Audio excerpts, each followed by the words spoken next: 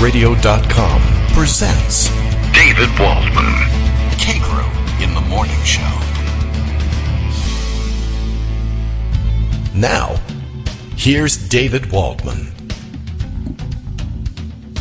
All right. Hey, good morning, everybody. I always feel like I should wait until the wind up of that music somehow in order to come in. It says here's David Waldman, but then it sounds like it wants me to wait, and I start to wait, and then I think, well, there's no real reason to wait. So here I am. Hi, everybody. Good morning. It's me, and it's you. This makes it our time, I guess. It's Friday, October 16th, 2020. Time, as we often say, for another show.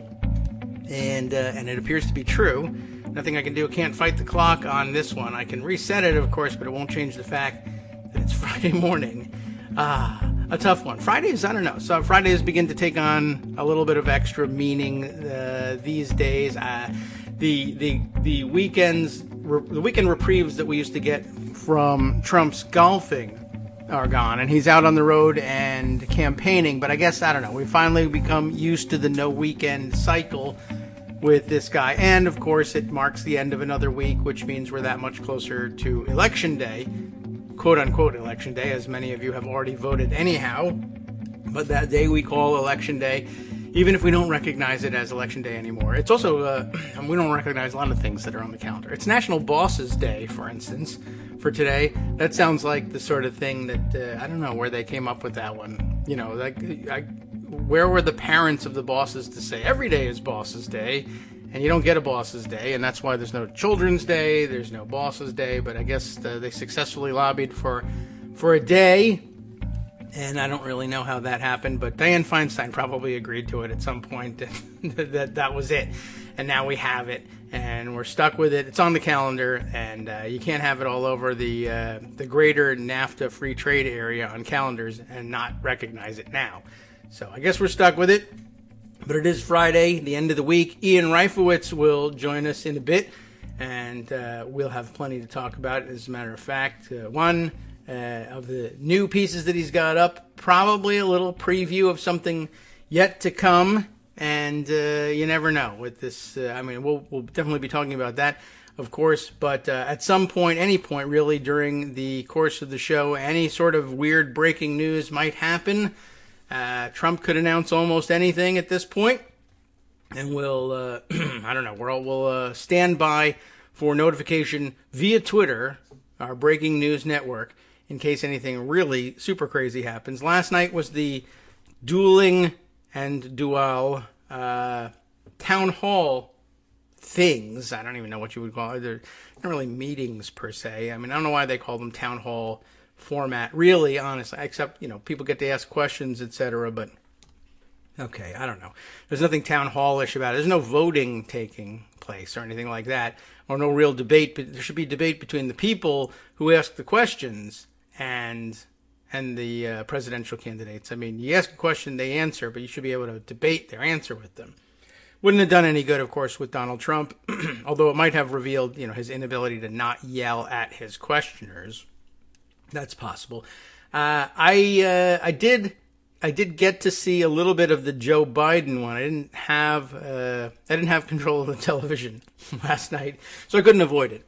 But there was some interest in what Joe Biden was saying, although we were able to tell what Donald Trump was saying via Twitter, as many people viewed that town hall and complained about it on Twitter, or those who professionally track Donald Trump and the crazy things that he says and take videotape of it and tweet it out for the rest of our edification, I guess.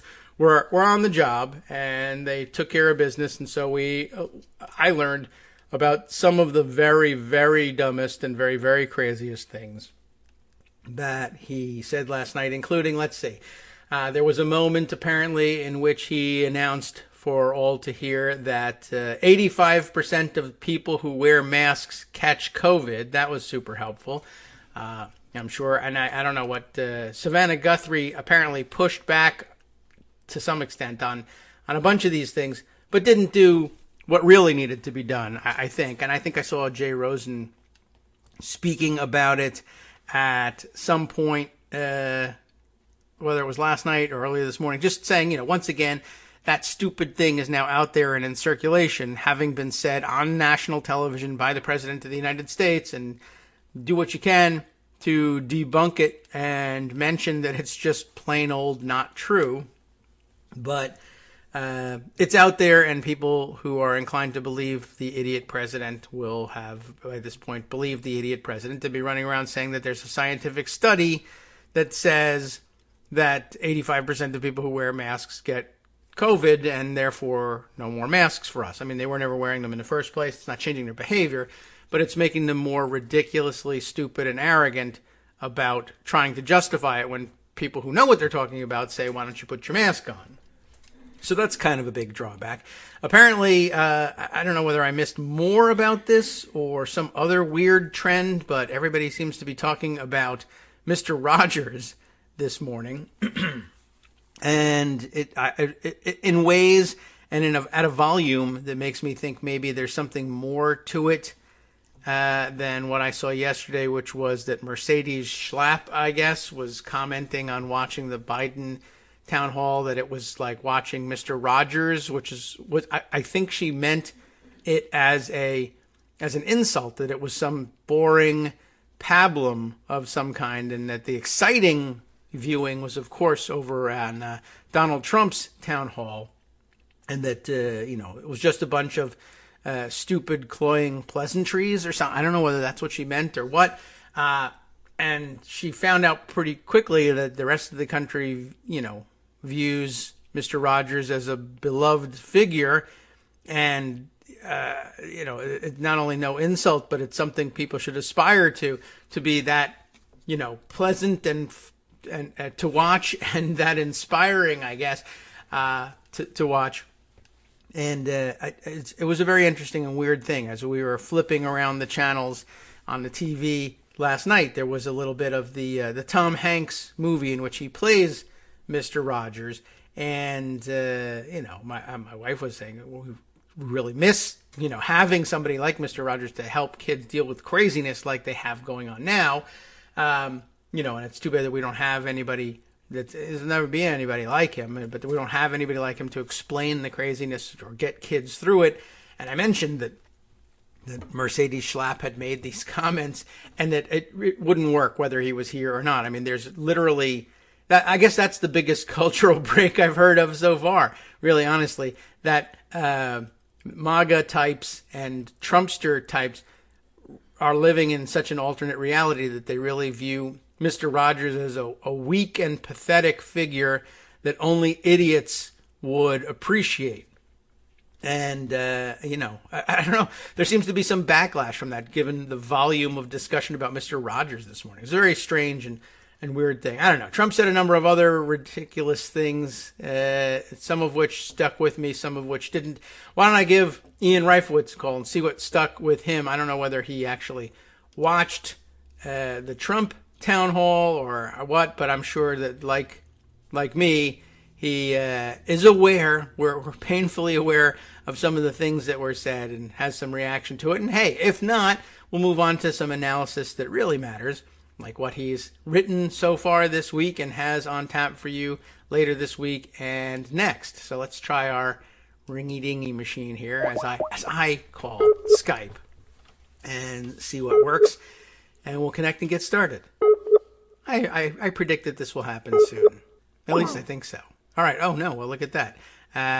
I've gotten the message that Ian isn't online, which is odd because I've been conversing with him in text chat for the last couple of minutes and assuring him that everything was a go for our usual conversation. So let's try that again. Oh, let's see. Am I getting any messages? I'll give him another note here. Well, we'll see why that wouldn't work out. I mean, who knows? Could be any number of various malfunctions. I did dial Ian, didn't I? I didn't surprise anybody else with a out-of-the-blue call. All right, well, let's see. We're back in conversation here. And, in text we say we're okay. Let's see. We'll give him another call here. This is... one more try. Here we go. Now the ringing. Now when I was pinging him a minute ago, hi Ian, how are you? All right, everything seems to be okay? Yeah, hi. I don't know what All right. happened. The Me call neither. didn't ring on my end, but then I see a I missed think call. that's what It's it is. very exciting to talk about these technological snafus. Yeah, everyone wants to know about what happened 30 seconds ago. And the answer, everyone, I don't know.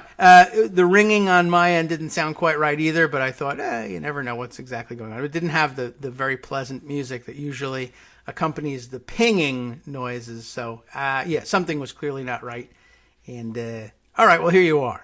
And at any rate, with no such luck having technical difficulties broadcasting the town hall with Donald Trump last night. I wish that had happened, but it didn't. Did you happen to see either or both somehow magically of these events last night, or were you I did, the but you should first ask me how I'm doing this morning. How are you doing this morning? Did I not do that? Okay. So no, because we need to let the audience know that today I'm on performance enhancing drugs. Oh, excellent. What kind? Do you have any more? Coffee. Yeah, see, I don't okay. drink coffee. Oh, really? And I didn't sleep as well as I might have liked last night. And I was feeling a bit sluggish. Interesting. My teenager, who seems in the last few months to have developed a raging need for coffee in the morning, has this thing. It's like a big bottle of, I guess you would call it coffee, and it's pre-made. And then she adds to it this, I guess it's like a creamer, but it has Reese's peanut butter, the Reese's peanut butter flavored cream. I guess it's like, so basically, it's coffee and milk and peanut butter, and wow, it's pretty tasty. Okay. And so I'm a little, let's say I'm a little different today. I might sound a little different. I might feel a little different. I'm a little loopy, frankly. So I'm glad you asked how I am. I'm glad that I'm glad I realized to ask, I guess. Yes, we just want to let the audience know. Wow. All right. So, but back to your more substantive question. I don't know that there's anything more. That sounds like very substantive coffee. We could do the Howard Stern show here all morning if you like. I guess so. It's a big, it's a successful formula apparently. So we could try giving that a try. All right. Well, not used to drinking coffee. I don't drink it much anymore myself. But I've never put peanut butter creamer in it either. That's never occurred to me. Not a favorite flavor for me, but peanut butter and I think the coffee itself is somehow involved with chocolate. I thought I saw the word mocha somewhere, which I believe is coffee code for just straight up chocolate. Yeah, I guess so. They changed the name for coffee. Peanut butter and coffee. I know, it's pretty good. And you can mix those ice cream flavors together. I've learned as well because, the frozen yogurt place, you can do a swirly and you can swirl chocolate, peanut butter, and coffee. And where were we? But the only time I usually drink coffee is to prepare for a long drive. So my body, I don't drink soda. Like, I'm just not a soda or coffee guy. So even the small amount of coffee I've had could possibly have, created a bit of an altered state, let's say, which might come through in the way I speak. Well, cool. So hopefully it'll be entertaining and I think so. In a different way. All right. Well, let's try it out on some substance. So last night. Yes. I did as you suggested. My focus was mostly my home base was the Biden show. Yeah. All right. I think we all know what to expect from Trump, and he largely delivered, so to speak. But with Biden, not that I was ever really worried, but I wanted to make sure that he continued to perform at the high level and at the high bar that he set for himself at the first debate with the Orange Julius Caesar, as well as at the debates in the Democratic primaries, where I thought he did, reasonably well and better as the stage shrunk, and he, actually had time to be able to go into depth because he is more of a depth guy than a soundbite guy. Anyway, so I switched over to Trump during the Biden commercials, and I actually managed to catch a good number of things that Trump said the QAnon discussion. I mean, the QAnon right, okay, discussion. I Good, forgot and I do want to talk about Biden, but you know, well, I don't know anything about QAnon. right, But I know they're very strong on saving the children. So which is it? Yes. Do you not know anything about them, or do you appear to actually know the primary thing that they claim? Is That's the big cover name. is their focus when their focus is not nutballery and accusing Democrats of being satanic pedophiles. So yeah, clearly he knows quite a bit about them. Look, I saw some of the other things he said. I watched when he was asked what is your position going to be on DACA in the second term, and are you going to, and the Dreamers, are you going to support, essentially, are you going to support the passage of the Dream Act and or extension of DACA? And he said, and he wouldn't give an answer. I'll take care of DACA. You'll see and you'll like it. It'll be beautiful, I mean, sure. For some reason, I don't want to say for some reason, we know what the reason is. The media is fixated on whether Joe Biden answers this one particular question about the court, but they allow, this is Trump's, if you want to call it, genius. Again, Hillary had one problem in 2016, emails.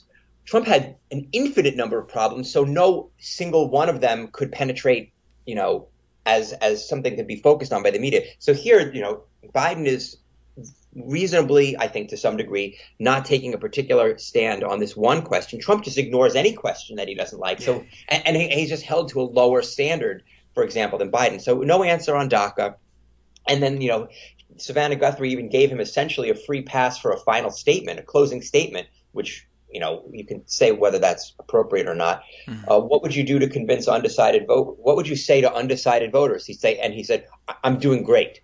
Really? That's how you're going to convince people who aren't already decided for you? You should say you should decide. Tell them I'm doing great. So no, I don't think Trump did anything. Having watched both, really, and then I went back to Biden after the Trump show was over because Biden had another half hour. And I'll also add that it was fascinating during the post-Biden debate discussion to watch Biden clearly, having the camera on him. I don't know whether he knew it or not, but respectfully discussing the issues with voters who stayed around. All of these things, to me, presented voters with a choice. How do you want to spend the next 4 years in terms of your president? With a shit show? Which is what Trump and Savannah was. It was exactly that because of the way Trump handles himself. Or do you want to spend it with a person who is intelligent and thoughtful and sincere and who will do his best to bring the country together? I mean, I don't think it's much of a choice for people outside the 1/3, who are committed or should be committed, frankly, who are committed to Trump and Trumpism, and. I think it was another sort of subtle, maybe not that subtle. If you watched the first Trump-Biden debate and you came away from it thinking, boy, they were both, obnoxious or whatever in some way, when you saw them separately and you saw that Trump was exactly the same person with exactly the same level of obnoxiousness when Biden wasn't there, whereas Biden, when Trump wasn't there, was all the things that I just mentioned, thoughtful, sincere, intelligent. It's obvious, who was the one who brought down the other, brought down the level of discourse. Yes. It clearly wasn't Biden because Biden's level of discourse without Trump there was at a much, much higher level. So I think all of those things, in some ways, I think, the contrast maybe worked even better for Biden than would a live head-to-head debate. I don't know. I mean, I don't think the debate was going to change that much anyway, and there will be another one. Yeah. But Biden absolutely won the night, if you want to look at it that way, because for anybody who watched even 5 minutes of the two shows, and I think the coverage that people hear will reflect this, it was very stark, and I can't imagine people outside the real Trump echo chamber preferring another 4 years of what we saw last night on NBC versus what we saw from Biden on ABC. Yeah, well, I think that's probably the impression among most, normal voters or people who aren't already dedicated to Trump and enjoy the chaos, enjoy the tumult. But it's easy to see why, I suppose, people might why there might be people who prefer it, and I think that might even have been the calculation of NBC in doing this, that people, even if they weren't Trump fans, were going to want to watch some of the train wreck just to see how bad it was compared to Biden's relatively normal appearance. But it didn't work out for them ratings-wise, as it turns out, and I think that was Trump's big bet. Was he was actually rumored to be interested in going head-to-head so that he could compare the ratings, and I think he felt sure that he would win because he knows people prefer watching the train wreck. Did you see the numbers? I didn't catch the numbers. I don't have them in front of me, but I did see somebody commenting last night that it turns out that the Biden appearance appears to have outperformed by a couple of points. I think both they were both for a debate. I think probably relatively low share, but I think something in the 20s for Trump and something in the 30s for Biden, or maybe that's a large share for a debate, for all I know. But it seemed to come out with a pretty clear edge to Biden on this one. So good. That would take away that talking point. And of course, Trump would say, I wanted him to take away that talking point. I meant for that to happen somehow. I don't know. But at least he doesn't get that bragging point. And lots of people talking about the way he ended up fighting with the moderator, whereas everything was very pleasant in the exchange between Biden and George Stephanopoulos, who hosted for ABC. All the Trump supporters on Twitter, of course, were sure that this was some sort of liberal media collusion, and it was a love fest, and how come Trump was treated so unfairly. But of course, Trump sat there and said the most ridiculous things he could think of in order to generate the most train wreck-like controversy, and he loves fighting with the media. So he did everything he wanted to do there, and now they're upset that happened somehow, which, don't do it that way. It was a format that lent itself to even-handed, calm interaction, but he can't do it, so right. It doesn't matter. Right. Well, I love the one exchange, to go back to the QAnon with Savannah Guthrie. Okay, yeah. I actually caught this part live when she said, he said, well, she said, well, you retweeted, Yes. this such and I'm not even going to repeat it because I don't believe in repeating, lies, but he retweeted a particularly absurd and extreme thing, even from QAnon. And she said, he said, well, it was just a retweet. It was just a retweet. Yeah, she that said, was you're weird. the president. You're not like someone's crazy uncle who can just retweet whatever. But he's putting it. You're the idea that he doesn't understand or care that a retweet of something that 20 people would have seen it to your 10, 20, however many millions of followers is magnifying it. It's a big deal. By the way, on the ratings, I saw that they were, they could measure the number, the YouTube viewers at this point. And it was about 500,000 YouTube viewers for the Biden thing. At the end of the debate, there were 500,000 YouTubers watching it on YouTube, and about 150,000 for Trump. Wow. I don't know that the TV ratings. I'm trying to find them, but the online, was clearly in Biden's favor. Yeah, I wouldn't be terribly surprised. Although I am surprised that they couldn't, get the troll farms to boost the numbers on YouTube, like set a bunch of computers up to watch over and over again. But maybe by the end of the day, they'll have done something like that. Someday. Yeah, right. Trump's appearance there, I think he got what he thought he was looking for out of it. He just didn't, other people weren't interested in watching it as much as we thought, or as much as he thought. And I thought too. I thought there was a pretty decent chance that because he's such a spectacular lunatic, that he might attract more eyes.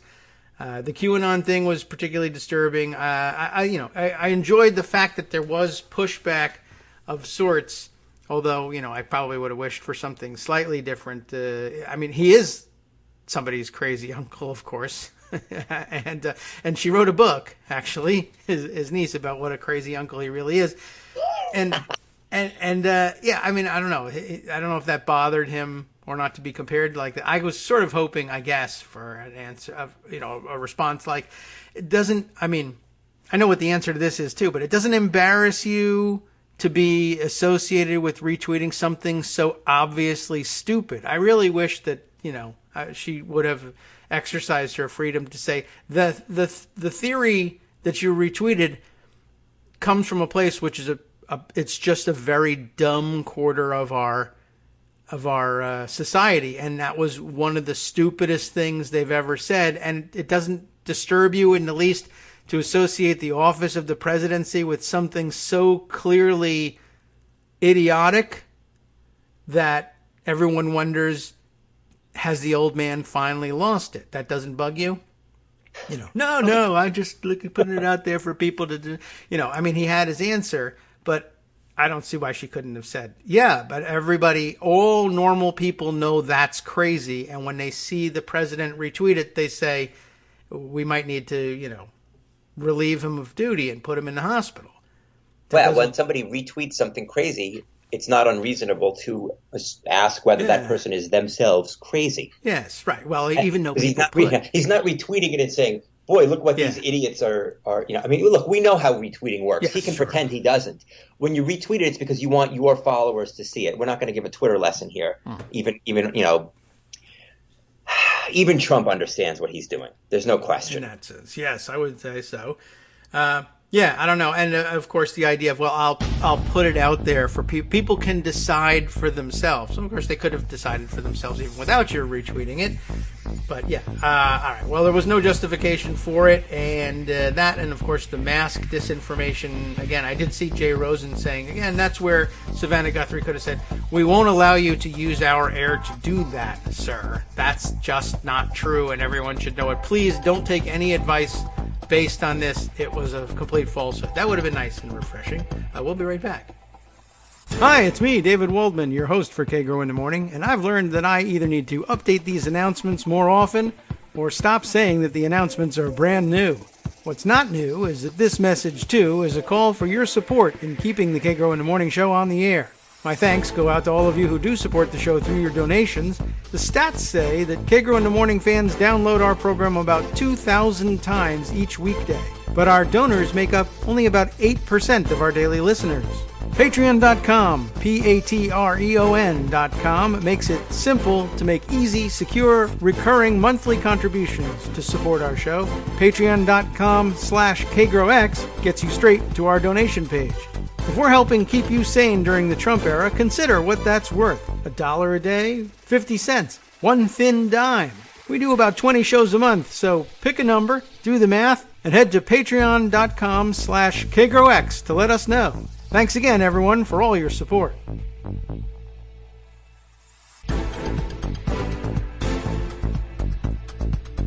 right, welcome back now to the Kagro in the Morning Show here on Netroots Radio. Ian Reifowitz still with me, and we're still talking about the dueling town halls last night. And it, of course, occurred to us as we were coming out of the break.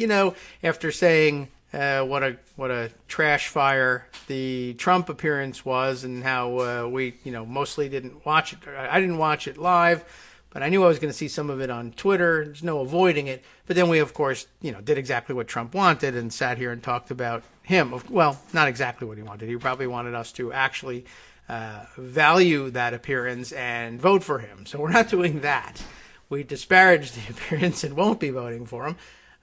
But, he loves just to be the center of attention. But there was a real exchange on ABC, and I actually did see some of that. We ought to talk about the good things that went on and the good that came out of that appearance. He really did capitalize on the ability to get his point across without having to worry about the stage dynamics of fighting with Trump.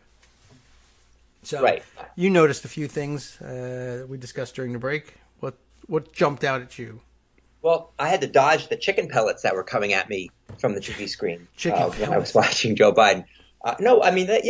Look, Trump thinks that any attention is good attention. What's the there's no such thing as bad publicity, right? Well, there might just be. So, but giving Trump bad publicity is one thing. Let's talk about Biden and give him some good publicity. Look, he showed something that Trump doesn't show, which is knowledge.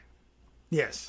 right? In addition Right. to the other things we talked about, right? I mean, That he was went pretty into a clear. deep dive when he was asked about. I Everything. think it had to do with the question about fracking and energy. He went into a discussion of agriculture, talked about the environment. He talked about policy, and he separated himself from the Green New Deal by a matter of degree, perhaps Yes. not, All right. but whereas he separated himself from the climate change deniers who don't think we need to do anything on the environment or don't think we need to do much at all. He separated himself from them by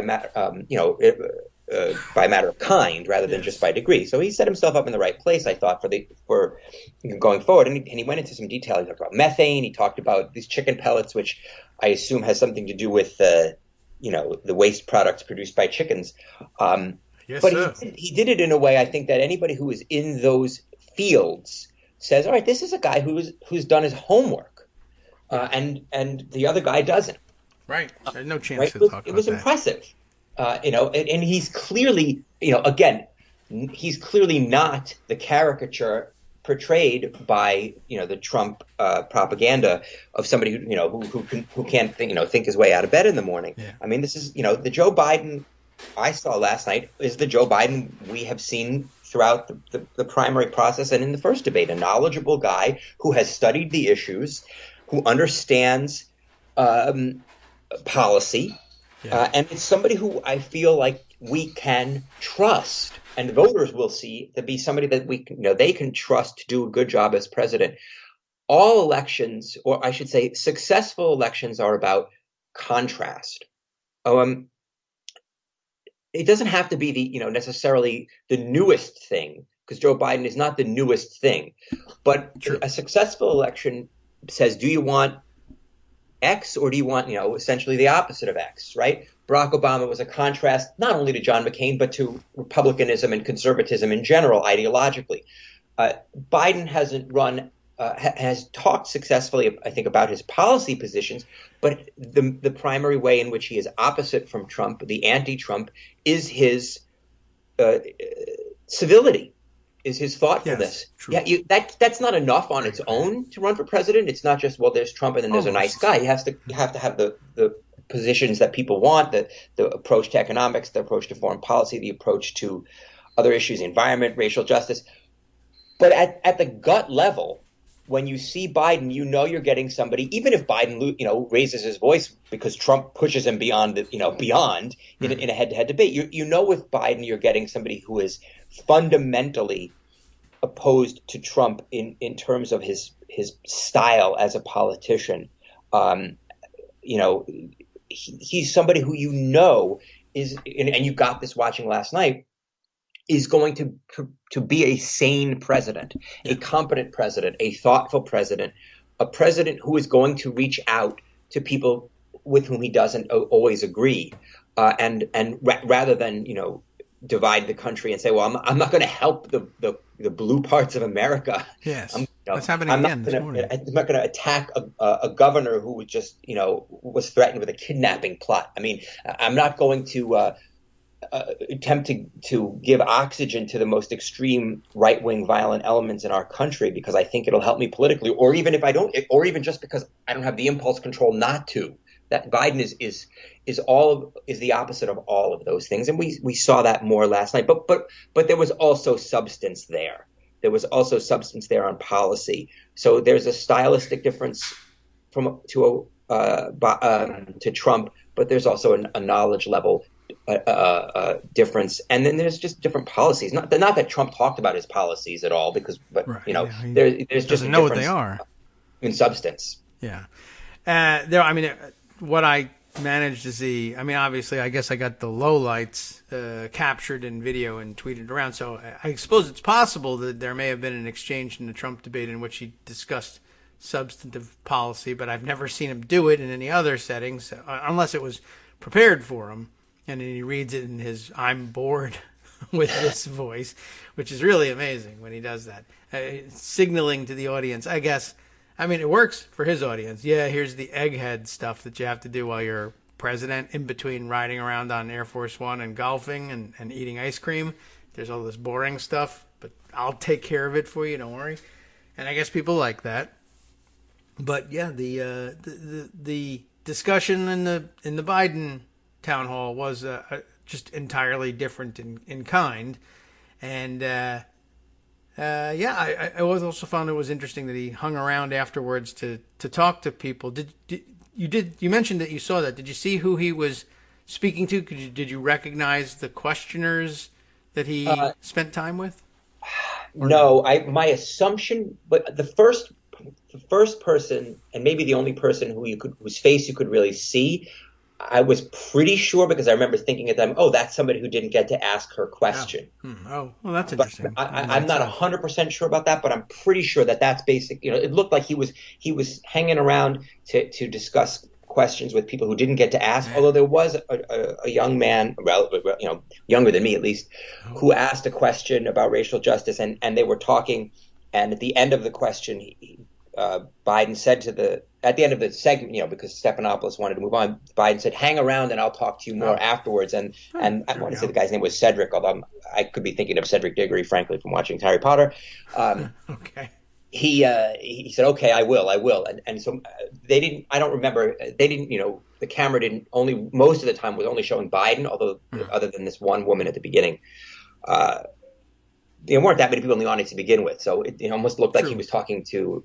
You could see he was talking to multiple different people because he was moving around the stage, to sort of face where the people were located in the audience. Yeah, I did see a bit of that. I saw one answer, or one or two questions posed, and the answers that he gave were kind of interesting. I was wondering whether he hung around to talk to the guy who asked the foreign policy question, because the guy looked so disappointed in the answer, although he was clearly there as an undecided voter, and that he was actually open to. He had been a Trump voter in 2016, apparently, and I guess he was looking to ask a question that I think was designed to ask, isn't there anything for which you would praise President Trump? And Biden was pretty firm in saying, yeah, not really, not certainly not in this area. Mostly he was asking about foreign policy. And he just said, there's really just there isn't a policy. So you ask me, what do I think of the better aspects of Trump's foreign policy? And the answer is there's no policy, so I don't think very much of it. There's a few, he specifically mentioned, and this is evidence that the guy's still under Trump's sway. I guess part of the question was, I thought that the peace deals involving Israel and some of the non-contiguous Arab countries, with which Israel's never been at war. Yes, right. That's the issue. But he thought that they said, I believe he said that they were modern miracles, that these things had been concluded, and they're not. Right.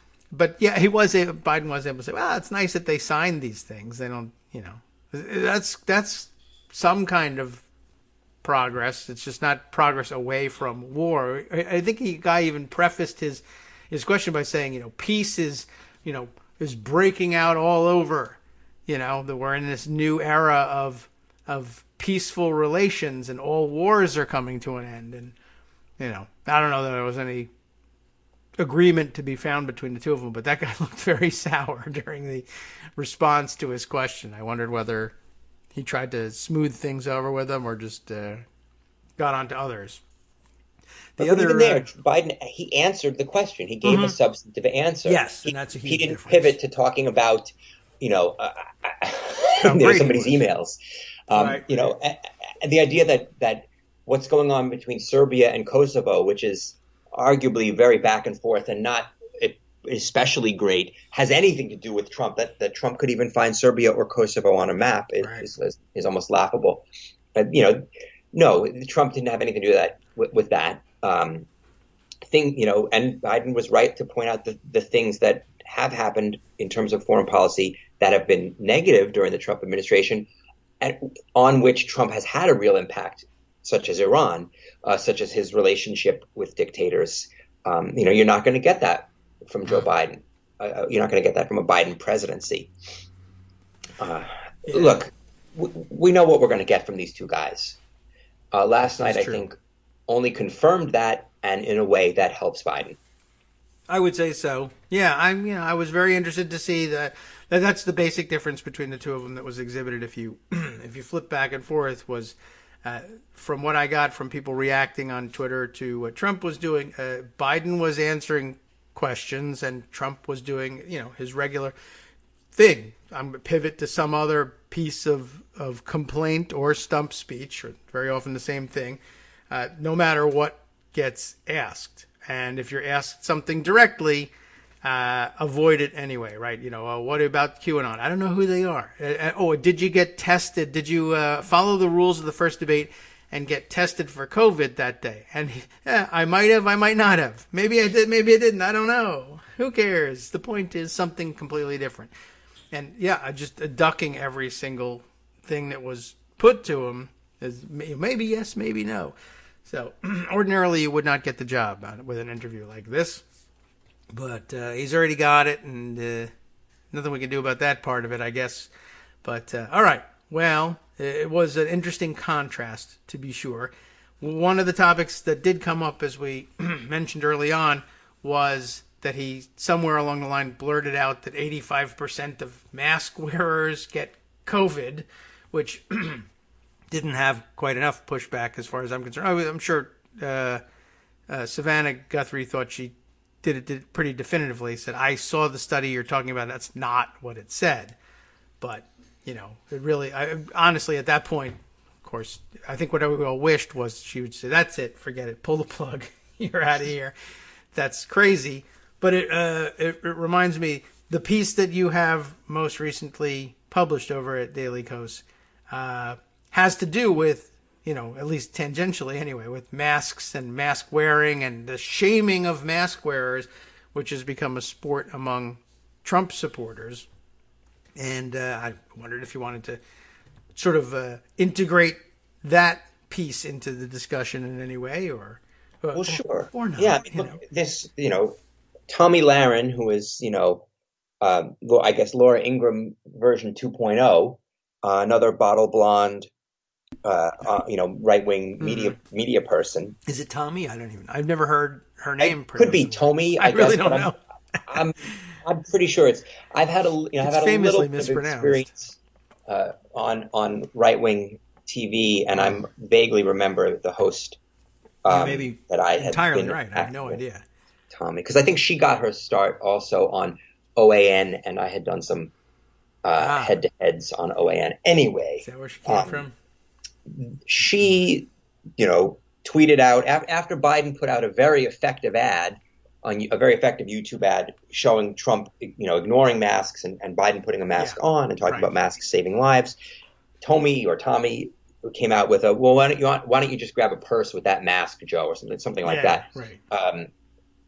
Which is just a perfect example, I think, of combining the sort of faux toxic masculinity of Trump world with the anti-science of Trump world, right? I mean, it's all of these things in one sort of toxic tweet, right? Mm-hmm. In fact, what she said was, might as well carry a purse. Yeah, right. Might as well carry a purse with that mask, Joe. Right? Because when you wear a mask, you are not a tough guy. Right. You're a science-following person who cares about other people. Woman. Boo. Yeah, right. Like the chicks do. Like the chicks.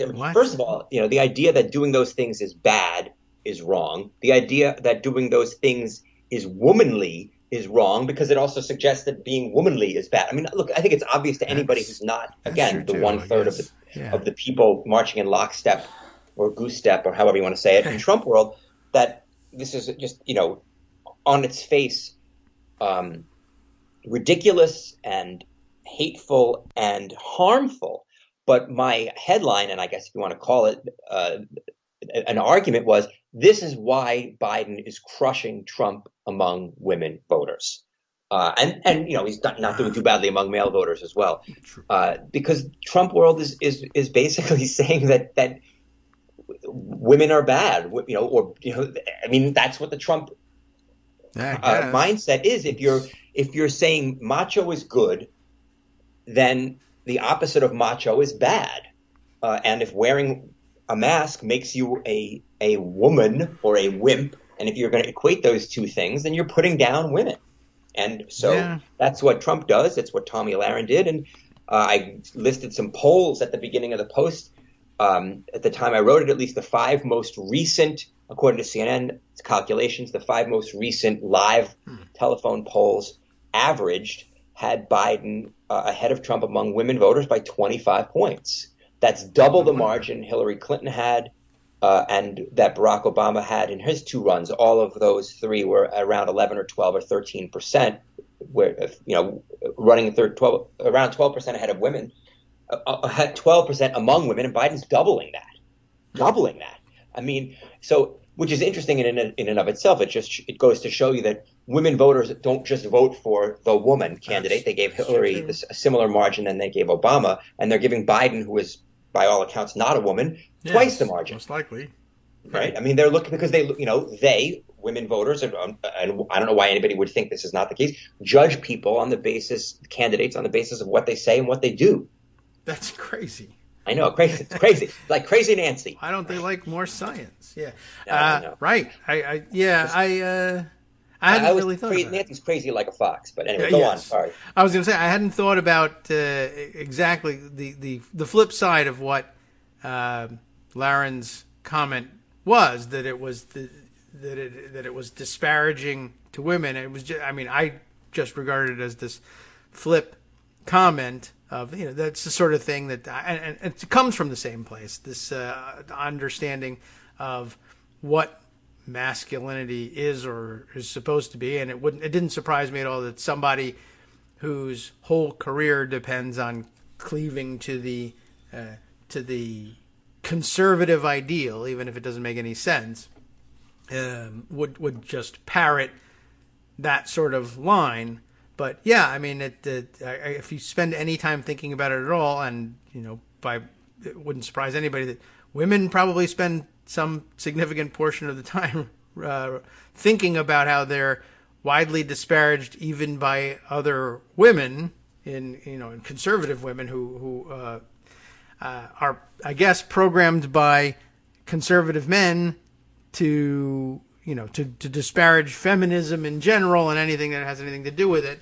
And I don't know whether it's any sort of defense mechanism for being for existing in conservative worlds as outspoken women or what, but it didn't really register with me the same way until I saw in the headline that you had put on the piece, misogynistic Tommy Laren tweet about the masks. And it's not a difficult stretch at all to think of her that way. I just that particular comment didn't. It's such an offhand, stupid thing, but I wonder if it damages her own standing occasionally. I'm sure they make excuses for it, but among conservative women, I haven't seen anybody come to her defense with the statement, but I don't know. I don't think so. I think conservative women are partisan first, and yes, concerned about the issues of misogyny 473rd. Yes, they just unless don't care. they can use it as a club against somebody else occasionally. If I'm attacked by a liberal politician of any kind, but certainly if it's a liberal man, then you say, well, this is misogyny, and you liberals are against that. Right. There's no principle there. It's a word they can use to defend themselves against attacks. But there's no content really in that. It's the same thing as when the conservatives accused Democrats falsely of attacking Amy Coney Barrett's religion, which they absolutely did not. They criticized her political stances, and do these Republicans really care about people being attacked on the basis of religion? No, they only care about using that buzzword when somebody as a deflection from, and when somebody's criticizing a political position, and then they don't have to defend the political position. They could say, "Oh, you're attacking my religious beliefs." Yes, they were very excited for that to happen, and it just didn't. Right. But, you could say, look, Dianne Feinstein, what it was 3 years ago or 2 years ago, walked into it, or 3 years ago, I think, during Barrett's confirmation hearings to the federal judiciary when she talked about the dogma lives loudly. That was a foolish thing to say. That's the kind of thing that sounds good in your own head, maybe. You got to think about how that sounds when before you say that out loud. but that's Dianne Feinstein, whatever. Yes. Yeah, she's an issue by herself, as it happens. She didn't ended the in full view of everyone. I think wound up the Barrett hearings by saying the exact wrong thing and undoing. Well, she didn't successfully undo all the messaging of all the other Democrats. She just put herself at odds with the messaging of all the other Democrats, leading to a lot of speculation about, where is she in her, and is she in decline, essentially? Does she have any clear idea of what the rest of the Democratic caucus has been up to and what they're trying to do, and the fact that Lindsey Graham is in a tight race for re-election, and there's a very good chance he may be ousted by his Democratic opponent, and to boost Graham up this way with the closing statements, closing out the hearings, was monumentally foolish. I think already California Democrats already rumbling that they've had enough, and that she might not really be. They prefer that she not even finish her term, honestly, and that she perhaps take an early retirement. It wouldn't be early enough, of course. But it was. She really upset a lot of people, and with good reason. It was monumentally stupid way of ending things, and to praise Graham for having run such extraordinarily fair hearings, which they absolutely were not, calls her competency into question once again. So political she's in a tough spot. malpractice, to say the least.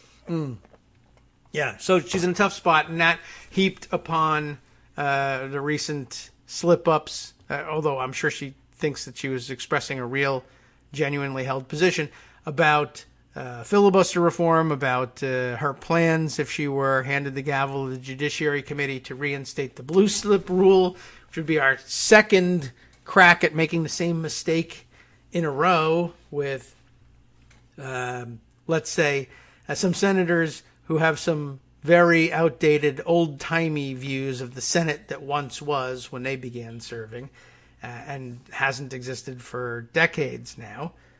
But yeah, she's really put herself back in the hot seat, so just as well. Good, honestly. Let's see, in the time that we've got left, we can certainly talk about that, or anything else for that matter, but I know you also must have been very interested in Trump's, you mentioned this to me, the 2-hour interview with Rush Limbaugh. Did it really go on that long?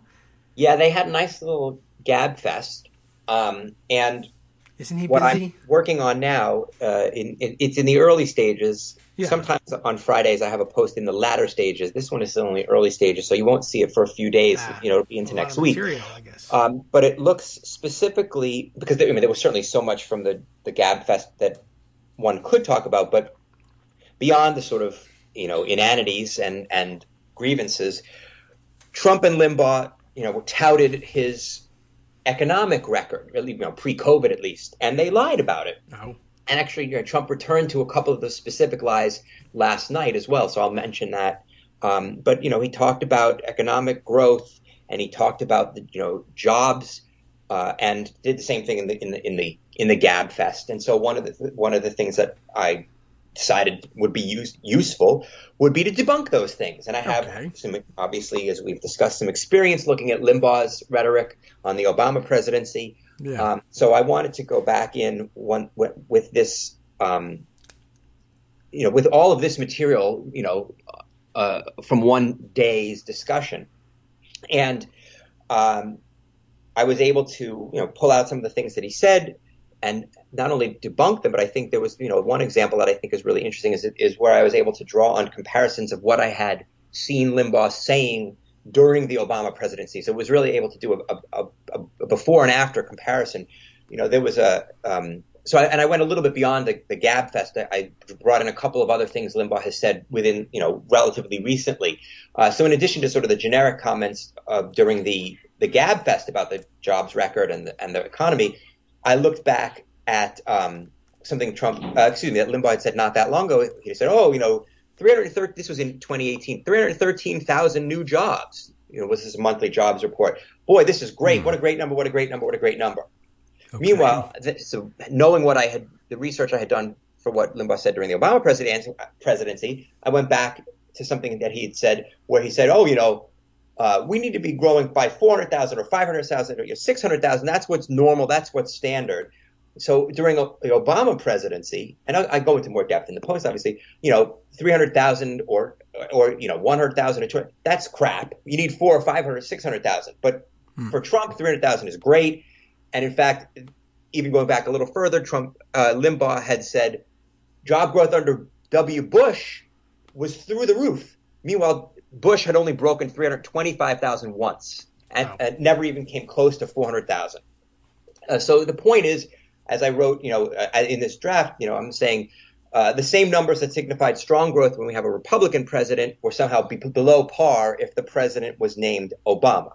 And obviously there's a bit of a double standard there. So, sure. It's easy to say, oh, it's just Limbaugh. Limbaugh is not only is he the number one radio, host in terms of audience, not in terms of quality. That's you, of course, David. Yes. But he's got 15.5 million weekly listeners, and these are the things that I'm sure the Trump show on Limbaugh had even higher ratings. This is the kind of bunk that we need to debunk, but that his listeners and right wing radio listeners in general are not getting a debunking of, because it's the only media they hear, right? And so when Trump goes and repeats these things again during a debate. Could Savannah Guthrie have fact-checked him in real time? I did see that the New York Times was fact-checking him in real time in their updates, and that's good. But this is the kind of, I wanted to be able to bring in some of my expertise and really debunk this stuff in detail. Well, that's it's one of the advantages of the having the blog and having the written side available to us. No time limits like we have here on the radio, for instance, or on television. Speaking of which, we'll take a short break and be right back, and we can wrap things up on the other side and exit from there. But such are the realities. You know what? As a matter of fact, I believe we have, I've got the wrong music playing, the 2-minute version of our 1-minute break music, and so I can lower this and say we're back. How about that? Because I hit the 2-minute break, I turned it into a 2-minute break. It's really a 1-minute break, and that'll cause problems in post-production. But like they say in the business, we'll clean it up. I don't know whether I can clean it up in post. I'll fret about it in post. Whatever that means. But yes, we're back here with the Kagro in the Morning Show, even though we didn't know it. Ian Reifowitz come back with us on the other side to wrap things up. There were 2 hours of material in that Limbaugh-Trump interview, and so, probably you could probably do a half dozen posts on that one. I imagine every minute was packed with something that deserved analysis, even if it wasn't just another lie. But, that's seems like Trump's favorite MO is to simply repeat things, even when he's called out for them. That doesn't stop him in the least. I guess he just never really acknowledges fact checking, or I guess it's not that he never does, but when he does, it's only to say, well, that fact checking is fake news, so you shouldn't listen to it. But certainly from following, say, Daniel Dale's coverage of his every public appearance, it's become clear to me, thanks to the way Daniel Dale catalogs these things, just how often he loves telling the same lie, whether he's called out on or not. The Veterans' Choice thing comes to mind, I think, as his most prominent example of claiming to have signed the Veterans' Choice legislation. No matter how many times people tell him, we all know what history says. We all know what president signed that legislation, and we know it wasn't you. And he just goes on undeterred. And I imagine that 2 hours with Rush Limbaugh only resulted in so much more than usual of the same.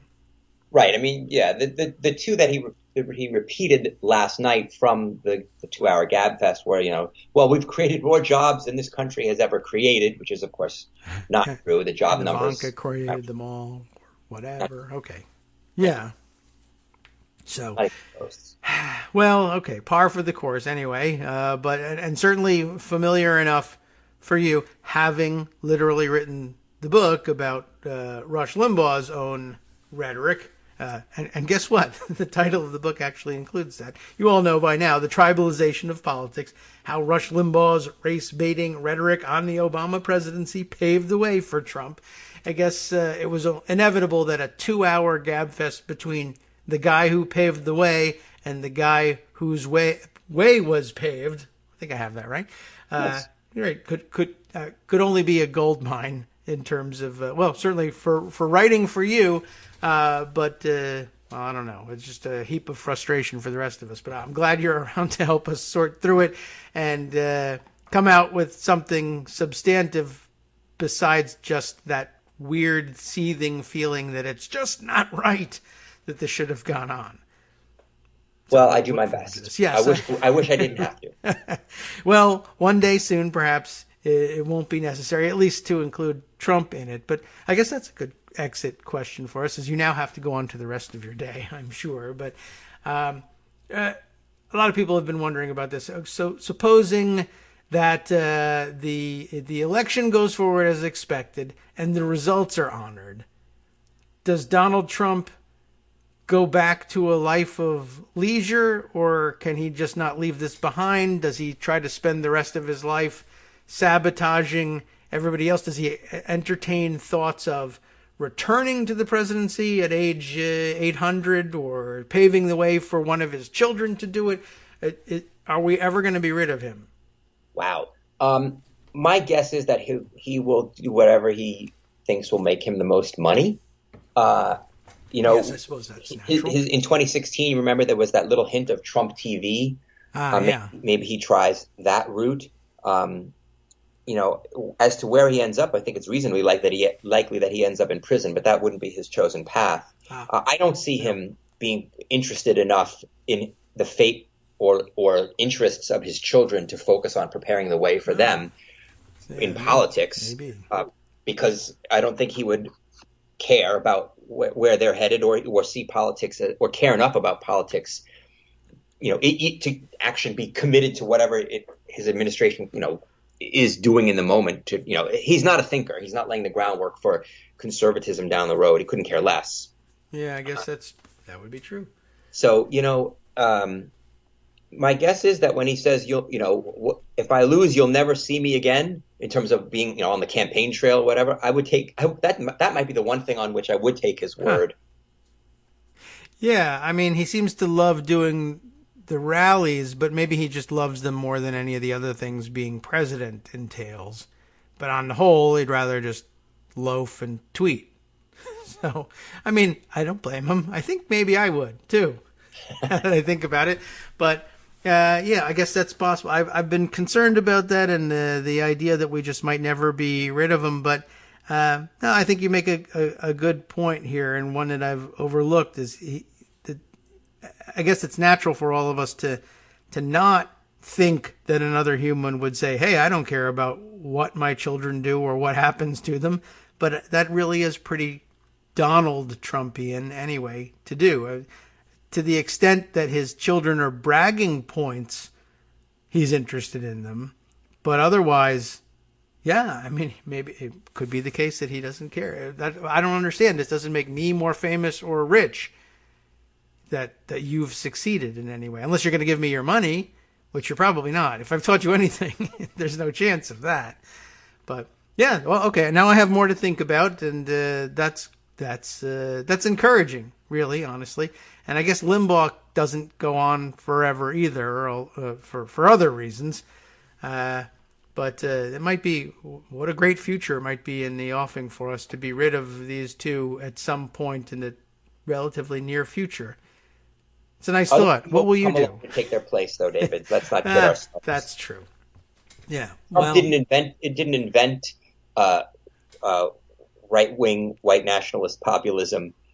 He will, somebody else will come along, probably, frankly, somebody else who can present it with a more competent face. But let's hope that they are not successful, and let's hope that people who are conservative in their policy choices, but not not as hateful or not hateful at all, take the Republican Party into a different direction.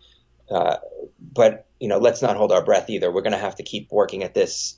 We're going to have to win election after election after election to undo what they have done, Yes. and I think, to disabuse the majority of Republicans from the notion that they can ever win majorities, and not just win majorities, but win elections even with their minorities, unless they get rid of this and purge it from their politics. Well, that is a hopeful message. Yeah. So, well, I'll keep my fingers crossed, but not hold my breath. That's I think that's good advice. Thanks, Ian. I appreciate it, and gives us a new way of looking at things, new way of thinking about things, and a gentle reminder that it doesn't go away with the personalities. And I think we knew it and we've said it, but it bears reminding for us, because you get too hopeful once in a while, and got to be ever vigilant. That is the price of something somewhere, somebody once said. So thanks a lot, Ian. I appreciate it. Okay, well, we'll check in with you again next Friday and update you on the craziness that has happened in between. We're looking forward to this piece that may come out. You expect it to be out in the interim about their 2-hour Gab Fest? Right. All right. So we'll be on the lookout for it. And thanks very much. I appreciate it. We'll talk to you again soon. Have a great Sounds weekend. good, David. And to leave you with the words Yes. of Andy Dufresne, hope is a good thing, maybe the best of things. Ah, very nice. Okay. I know what to cling to. Good thing for the weekend. Take care. You do the same. All right. Let's turn our attention then to the agenda as dictated to me by Pocket, which recounts all of the things that I said, oh, yes, these are things I want to share with people on the air and won't have time to, and we'll see whether we can cram a lot of them in here.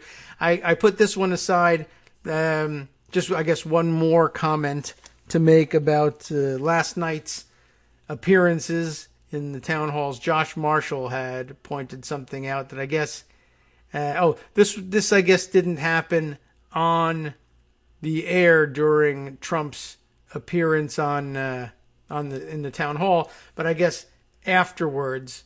This would be in the morning, but relevant to the exchange about his retweeting of crazy conspiracy theorists. I guess earlier this morning, he was retweeting this headline claim: Twitter shuts down entire network to slow spread of negative Biden news. You may have noticed, if you were a Twitter addict like the rest of us, at some point in the late afternoon, early evening yesterday, I think Twitter experienced some sort of outage for an hour or two, and I don't know exactly what was behind it. Maybe you've picked up in the news what drove it, but there was essentially no reliable Twitter traffic moving for the bulk of users from let's say about 6 to 7, something like that. Maybe earlier, maybe later.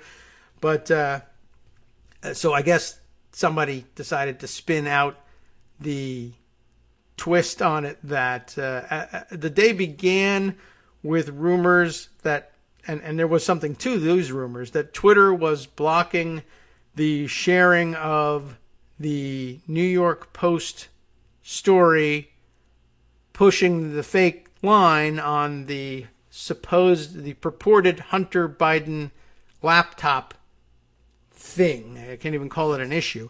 But by yesterday, I think we knew that Twitter had taken some action and was making it difficult, if not impossible, to retweet at least the link to the New York Post story, and was flagging those tweets or deleting those tweets where they saw them. So this became the platform for explaining the outage by saying that they were unable to slow down the spread of this fantastic story that everybody just wanted to get a hold of, and they couldn't do enough to erase it from history, so they shut down their entire network to avoid having people share it over Twitter.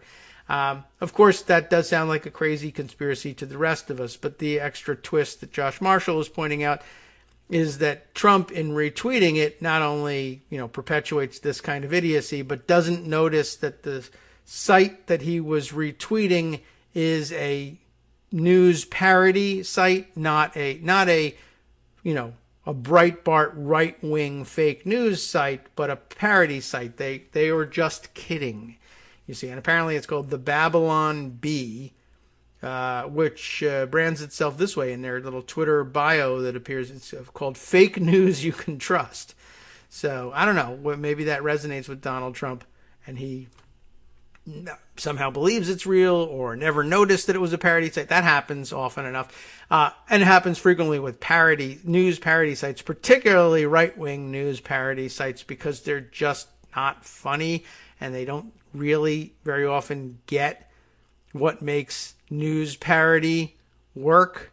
It's supposed to be something that's, I guess there are two gradations of parody. The plausible parody that teaches a lesson, and the absurdist parody that's just clearly identifiable as I'm poking fun at, the approach to the whole issue. It's never supposed to be taken seriously.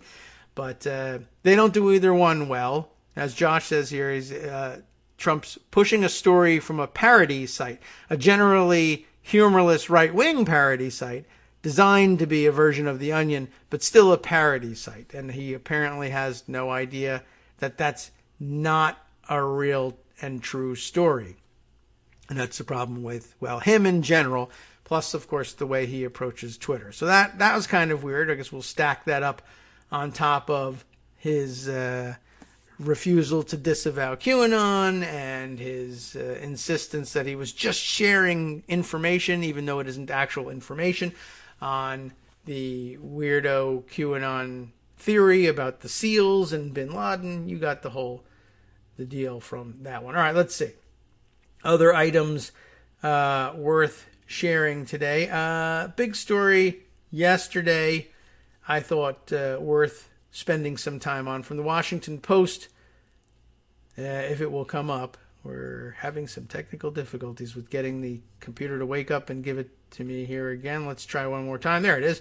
White House was warned that Giuliani, you remember him, was the target of Russian intelligence operations to feed misinformation to Trump. So, pardon me. Essentially, this is it's probably exactly what you thought was going on with the purported Hunter Biden laptop story.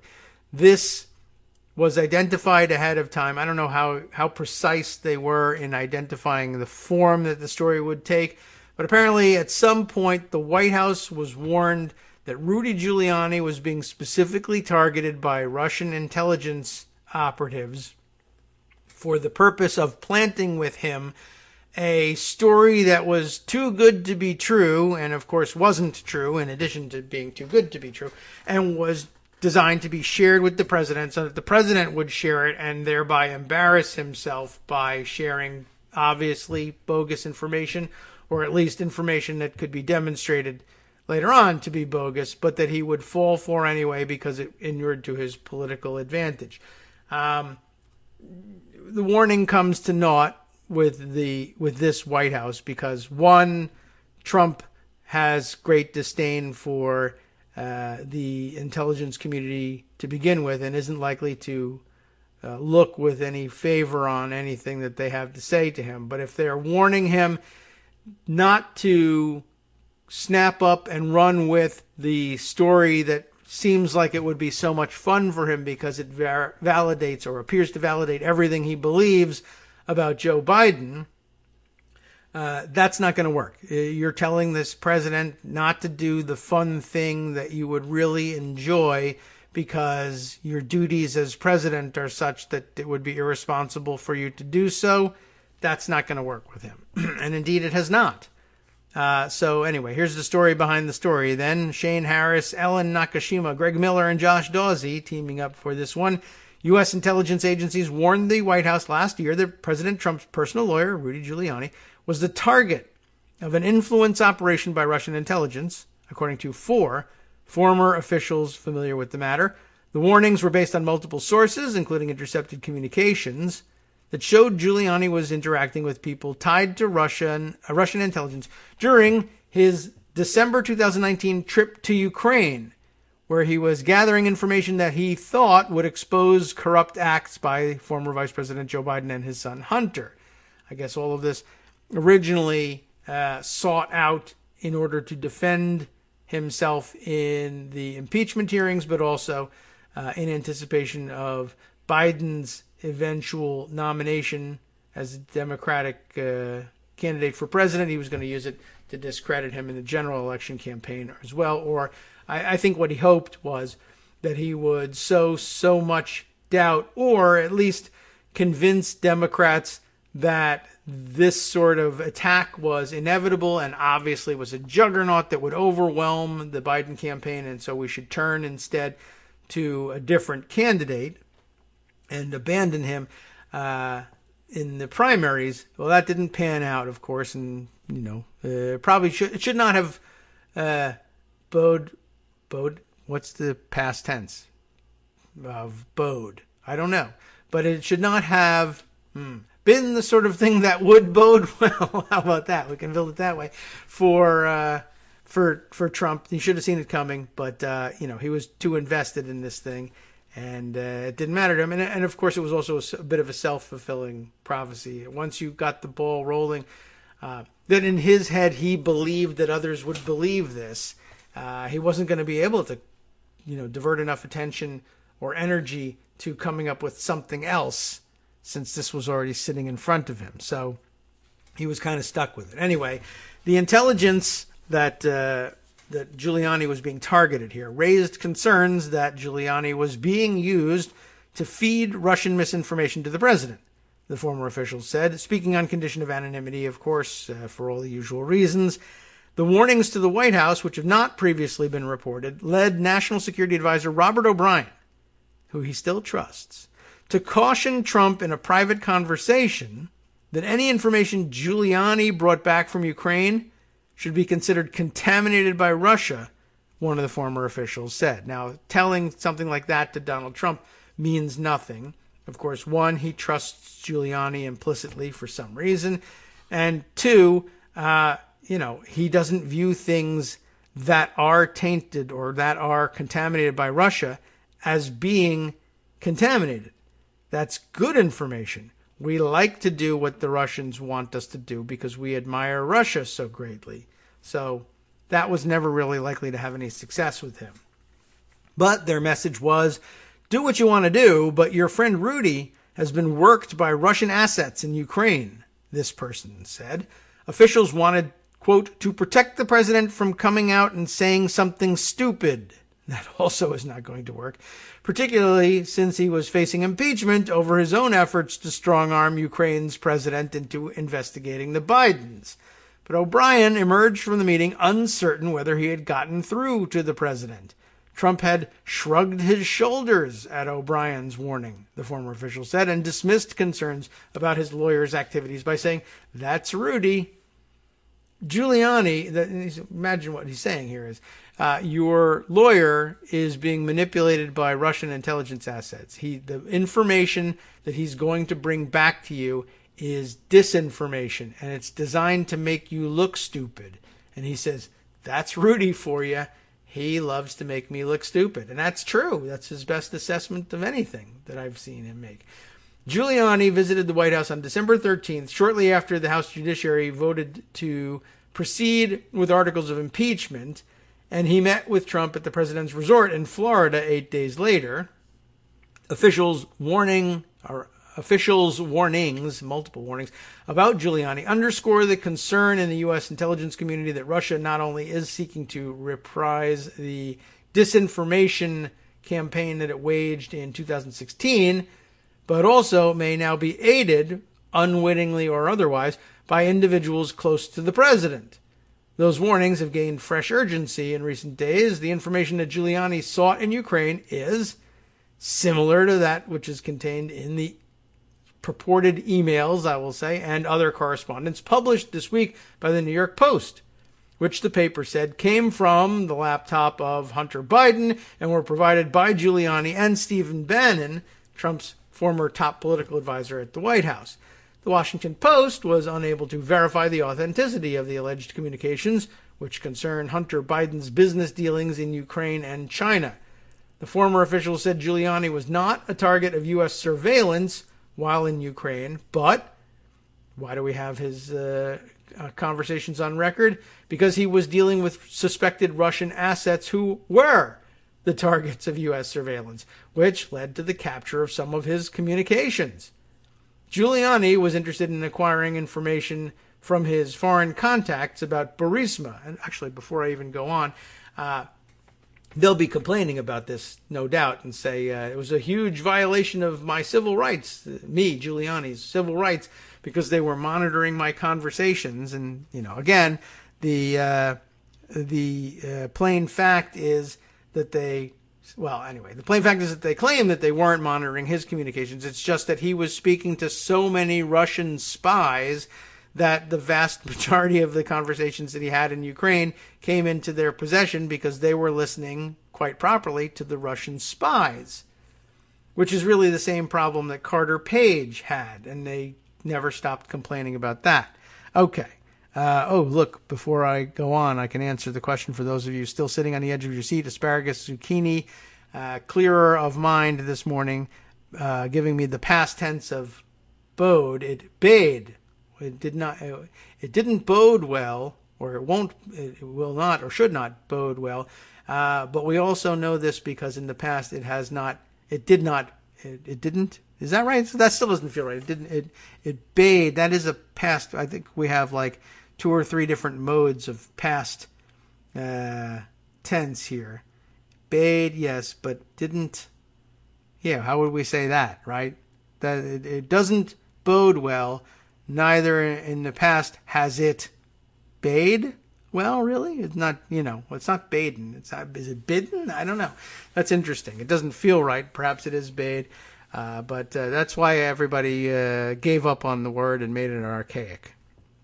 So anyway, let's see. Back to the story here. Giuliani, as you know, was interested in acquiring information from his foreign contacts about Burisma, the Ukrainian energy company where Hunter Biden held a board seat, as well as Biden's activities in Ukraine, China, and Romania.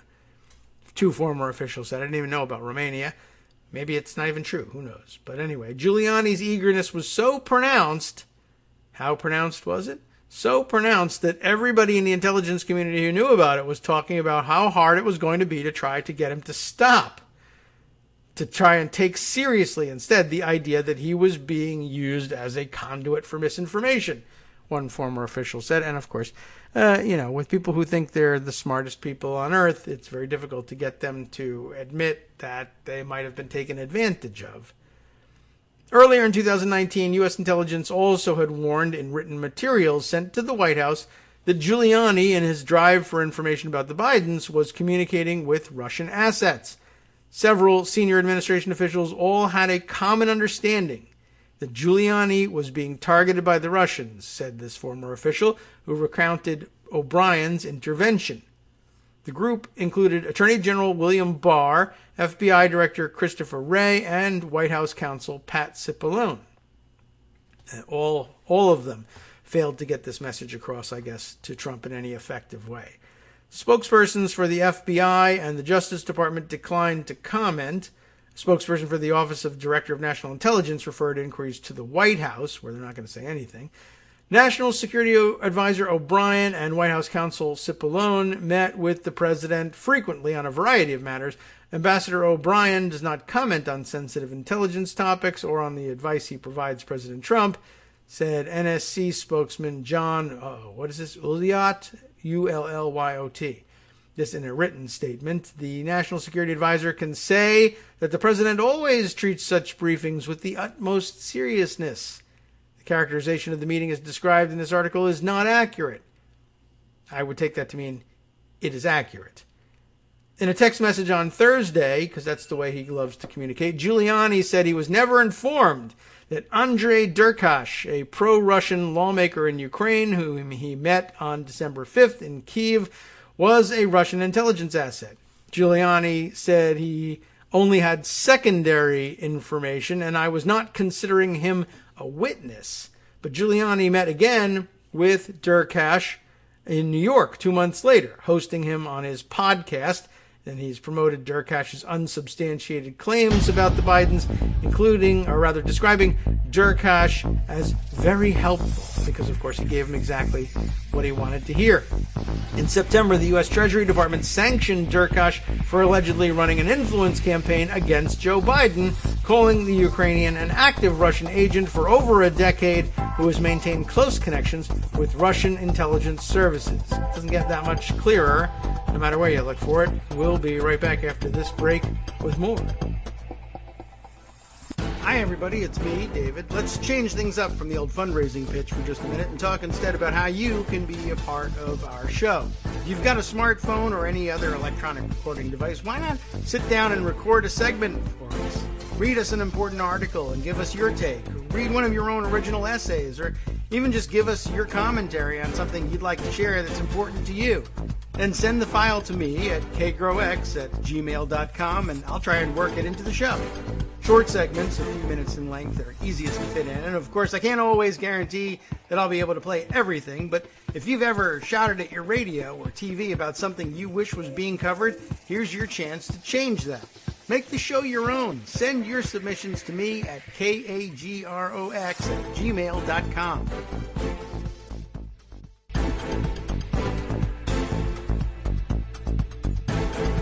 All right, welcome back now to the Kagro in the Morning Show here on Net Roots Radio. Mike Musson chiming in that the past tense of bode is boded. Is that for real? I don't even know. I can't tell. Are you a right-wing parody site that has boded well before? Well, who knows? We'll spend some time researching this. No, we won't. But that just goes to show you that's one of the hazards of engaging a 10-cent vocabulary with a nickel in your pocket. I guess that's a good saying. I think let's coin that. No pun intended. All right, let's see. There's more. In wrapping up the Rudy Giuliani story, you know how they disperse just little teeny facts all the way through the text. It's one of those tricks that they use to get you to read the entire article. But some of them are pretty interesting. Let's finish up here. We had just said that in September, the U.S. Treasury Department sanctioned Durkash for all of this activity. So in other words, yes, the Trump Treasury Department took the word of the Trump administration intelligence community and sanctioned Durkash. Meanwhile, the Trump administration, didn't mind taking all this misinformation coming to him through the conduit of Rudy Giuliani. They were sanctioning the people who were talking to him. They were sanctioning the people because the intelligence community was pointing out what garbage they were putting into Giuliani's head, and yet Trump took it and ran with it and got himself in trouble and got himself impeached because of it, and didn't take the impeachment as a red flag to stay away from the information that Giuliani was providing him, despite every warning to do so. In August, the Office of the DNI publicly described Durkash as part of a Russian interference effort aimed at the 2020 election by smearing Biden. The Office of the DNI accused Durkash of spreading claims about corruption, including through publicizing leaked phone calls to undermine Biden and the Democrats. And essentially, lo and behold, eventually the guy that Durkash is speaking to, Rudy Giuliani, comes forward with not phone calls, but videos and emails that say exactly what the DNI and others said the Russians wanted desperately for Trump to believe, and hoped he would come to believe them if they gave such materials to Rudy Giuliani. He would launder them for Trump. I guess they've been using the term laundering, although why laundering would even be necessary, I don't know. If the information came directly from Russia to Trump, Trump would not discount it. He would, in contrast, he would probably value it even more highly. Okay. Well, I guess Mike Musson must have been serious, because he's sent me a screenshot from, dictionary, the online dictionaries here, showing that the past tense of bode is boded. No, but that makes it sound like Boated. Like yesterday I boated on the lake. But okay. Did you bode well? No, I didn't. And I never have boated well. I dropped my oar in the water last time and I never got it back. Okay. So we've used it in the sentence. That's good news. Okay. Back to the story here. For some officials, Trump's willingness to meet with Giuliani despite warnings, this is what we really wanted to get to, despite the warnings about Russian influence, smacked of the collusion allegations that dogged the president after the 2016 election. Special counsel Robert S. Mueller III, you know about him, said he did not find evidence to substantiate a criminal charge of conspiracy against anyone in the Trump campaign, but his investigation documented numerous instances in which Trump associates knowingly sought damaging information from Russian individuals and their proxies about Hillary Clinton, the 2016 Democratic presidential candidate. Thank you for reminding us. Giuliani was not shy about his pursuit of information that might damage Biden, taking a documentary film crew from the right-wing One America News to Ukraine in December when he met with Derkash. At the time, Giuliani claimed that Trump had directed him to share his findings with the Justice Department and Senate Republicans. That is problematic all by itself, honestly. Officials' fears about what Giuliani might tell the president were compounded by Trump's generally furious reaction to negative intelligence about Russia and its efforts to influence U.S. politics. And that's another layer of this problem, right? When the intelligence community comes to him and says, listen, Rudy Giuliani is the target of Russian disinformation, Donald Trump says, is likely to say, there is no such thing as Russian disinformation. You guys are the disinformation. The Russians tell it like it is. The more I hear from Russia, the more directly I hear it, the better, in his mind. Whenever you talk to the president, no matter what your facts are, if you mention Russia, that's it. You've hit the third rail, one of the former officials said. Trump has called Russia's documented campaign of election interference a hoax that was drummed up to challenge the legitimacy of his election and undermine his administration. Trump has relied for years on Giuliani's counsel, but in recent months, as the president has found himself behind in the polls, the former New York mayor has become an even closer confidant, aides and officials said. Bad idea, but great for us. Giuliani has visited the White House for debate preparations, given the president tips on his response to the coronavirus pandemic. Oh boy. Promoted the controversial drug hydroxychloroquine as a treatment for COVID-19, and discussed what political events and rallies he thinks the president should hold. Giuliani was also a major source of information during the impeachment when Trump tried to rebut allegations of abuse of power by airing false allegations that Biden, while serving as vice president, had pressed for the removal of a Ukrainian prosecutor to spare his son from being investigated. You all remember that. During his impeachment trial in the Senate, Trump denied sending Giuliani to Ukraine to dig up dirt on Biden, who was then a contender for the Democratic presidential nomination, but after his acquittal, Trump reversed himself, acknowledging in a podcast interview with Geraldo Rivera that he had directed Giuliani to go to Ukraine. And now the quote, I guess. So when you tell me, why did I use Rudy? And one of the things about Rudy, number one, he was the best prosecutor, one of the best prosecutors and the best mayor, Trump said. But also, other presidents had them. What are you talking about? Svengalis, idiots who pose as personal attorneys and do political lackey work instead? He says they had him. FDR had a lawyer who was practically, was totally involved with government. Eisenhower had a lawyer. They all had lawyers. It's a non sequitur, but okay. Months earlier, Trump had also told Ukrainian President Vladimir Zelensky that he should meet with Giuliani.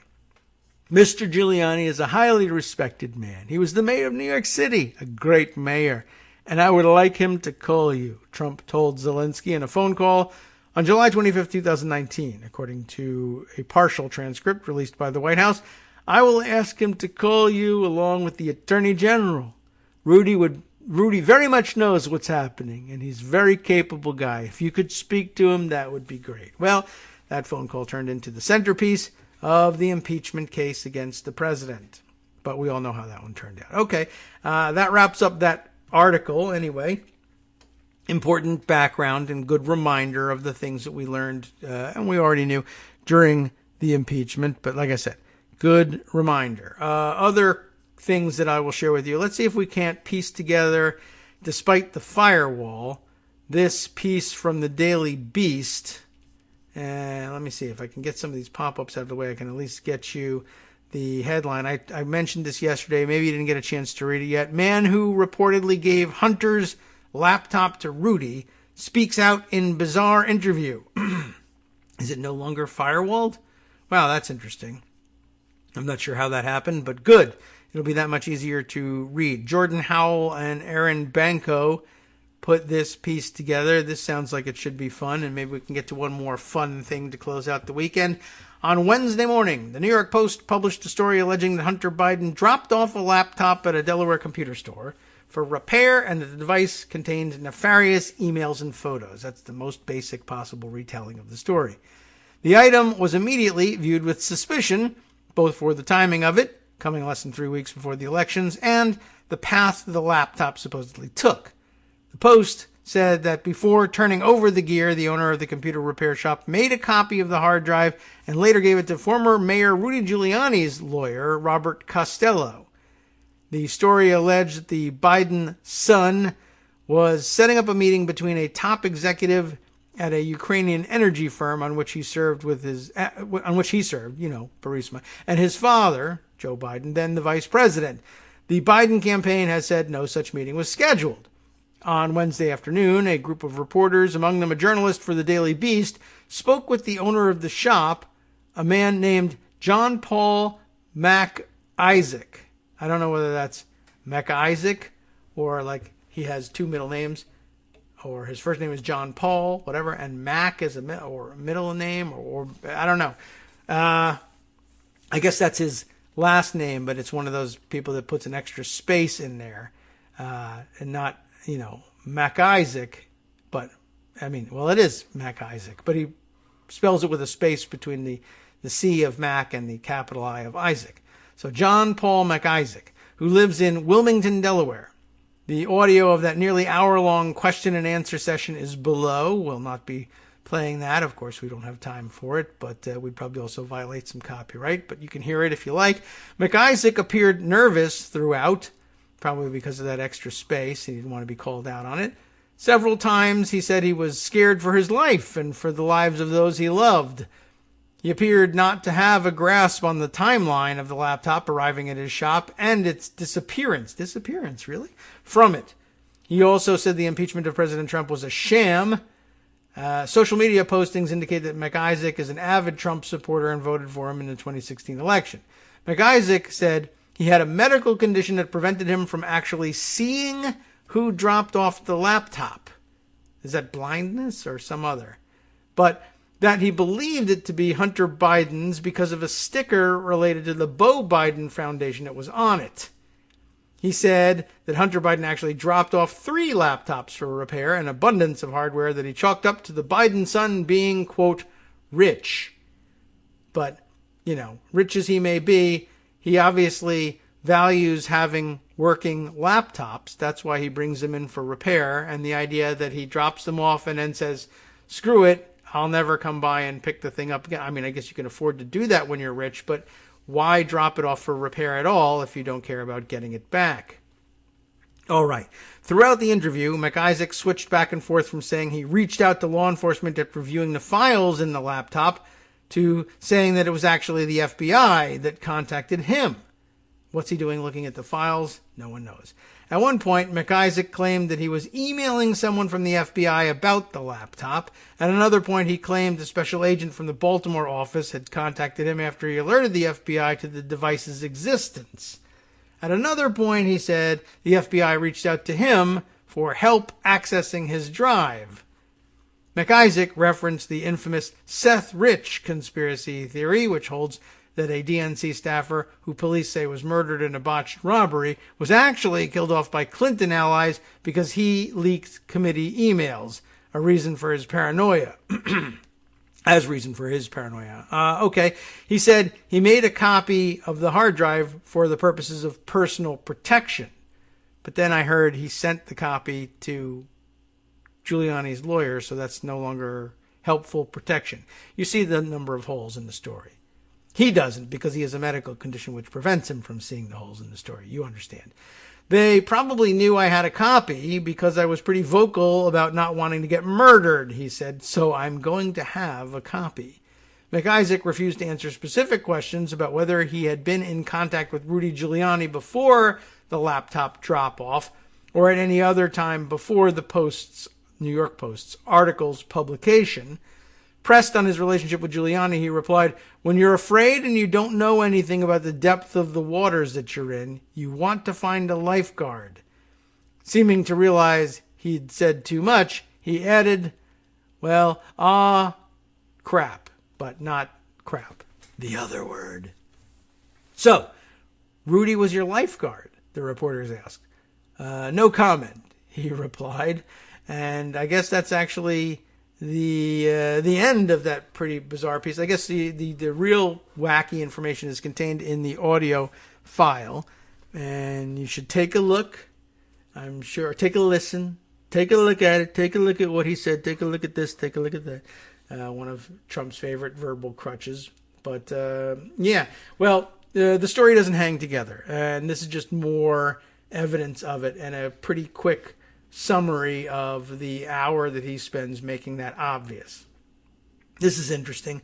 The next story in the scroll here is Chinese billionaires network hyped Hunter Biden dirt weeks before Rudy. See, it was already out there.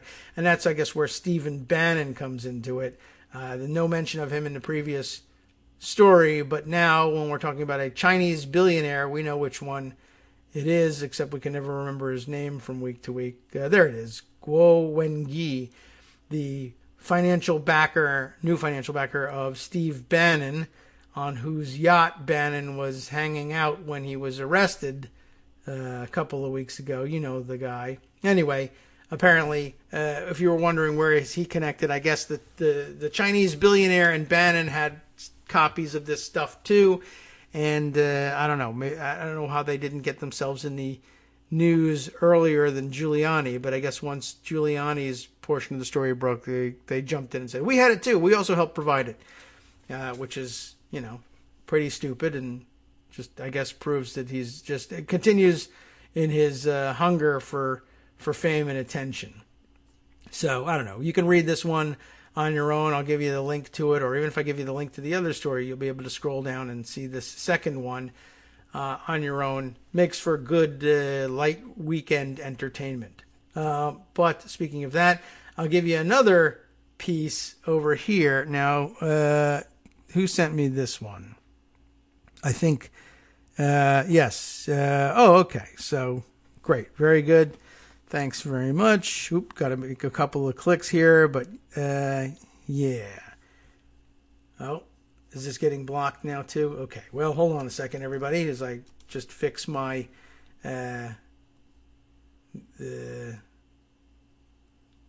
computer desktop here. All right. One more click ought to get me to it. I'll just jump straight into the story here, because the scrolling for my sourcing is giving me fits for some reason. Okay. You got to expect entertainment in this one. And maybe you did hear about this. I kind of sort of caught wind of this information. Just I think I saw it floating by in Twitter at one point, and I didn't take much notice of it. But a story out of Alaska. And here comes finally. My scroll has fixed itself. It's our good friend from over at Irreverent Testimony. One of our irreverent, Travis, has sent us this information. Now, usually I'm getting Colorado information from them, but I guess though this is Alaska related, it was too good to pass up. And here's the tweet I finally came up with. This, he says, has a KITM segment written all over it. So we'll take a look at this, because it's a fun way to exit from the show on a Friday and head into the weekend. But though we have to censor ourselves a little bit, and again, for no reason, in reading the headline, some stuff, let's say, is going down in Alaska, man, according to this story, written up here in defector.com. I don't know where they're defecting from, but I guess it's gone well because now they're free to tell us this story. Wow. Welcome to Alaska Update. This is apparently a feature for them. The first of what they hope is an occasional series in which the Defector Alaska news team, that brings me to the names of the authors. The easy one is Chris Thompson, but the first one is Maitreyi, oh my goodness, Anantharaman.